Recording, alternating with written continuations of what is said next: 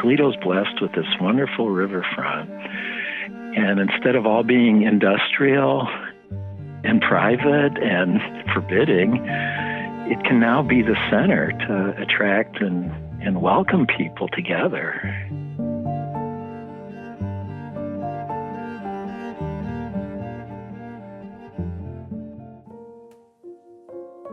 I'm Larry Michaels, and we're going to talk today about the Garfield neighborhood and its history and the potential with the riverfront development, and just talk about all the possibilities that'll be generated there. We can go back to the very beginnings. The earliest exact dates we can pin down were the Erie tribe that was there. We can date into the 1650s. In the 1860s, 1870s is when the immigration really came on in force.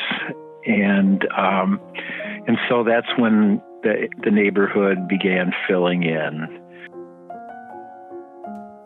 And then was, of course, the iron ore and the iron and steel industries developed with the automobile age. Front Street really got built up. Now, right there in the Garfield area, there was a large rolling mill, just kind of across from Wade High School, basically, and before Wade High School, and around, very late 1800s, around 1900. That's where a lot of those streets that were being laid out in the late 1800s got their names. Steel Street, Carbon, Licking, those kind of streets associated with industry. And that's what brought all these people to America and Toledo. I mean, the East Side was truly a melting pot. I mentioned the Bulgarians and the Hungarians, and all over. People came to America. They could own their own land. They could find a good job that paid a living wage, and to make life better for their children. And then the neighborhood just kept kind of filling out from there. If you look at the architecture of the homes, it's quite a diversity of architecture. And Wade High School is, that's one of the best buildings in the city. They were the center of the neighborhood. I'm Robert Seyfang, a retired architect, retired in 2001, and immediately started the Toledo Design Collective. I grew up in West Toledo and always admired East Toledo, especially Wade High School. They had this loyalty of the East Toledo people that was just incredible. Nobody ever lost track of where their roots were in Toledo that grew up on the East Side, and it's still kind of that way.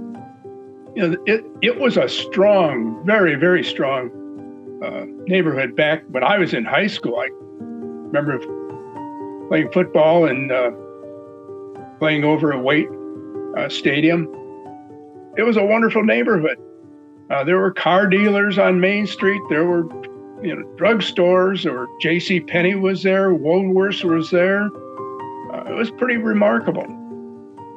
And then the deterioration started, and the movement away from the Garfield neighborhood.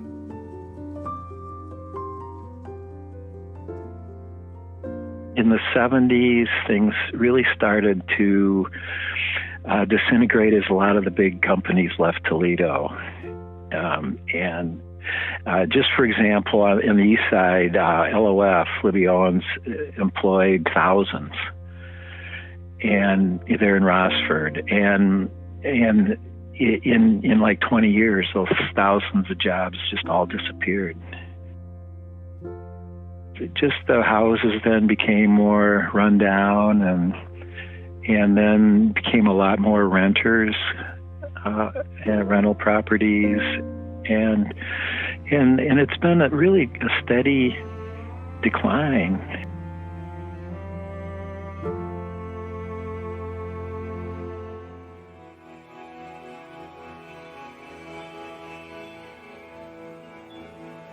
So Garfield, to me, is kind of a microcosm of what happened in the decline and what could be the first footprint or first step of really some great revitalization.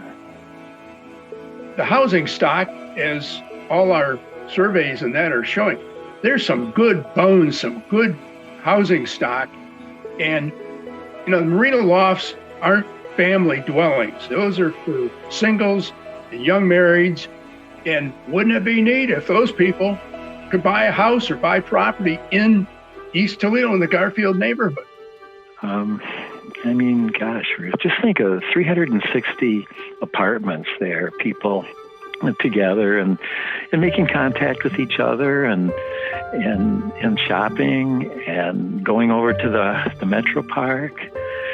And then the people, some of them want to live nearby, and they'll maybe be buying houses into the neighborhoods, and then maybe there'll be kids going to Wade High School and the schools, and that's how it grew originally, and that's how it can kind of revitalize. I think that's been the dream all these years.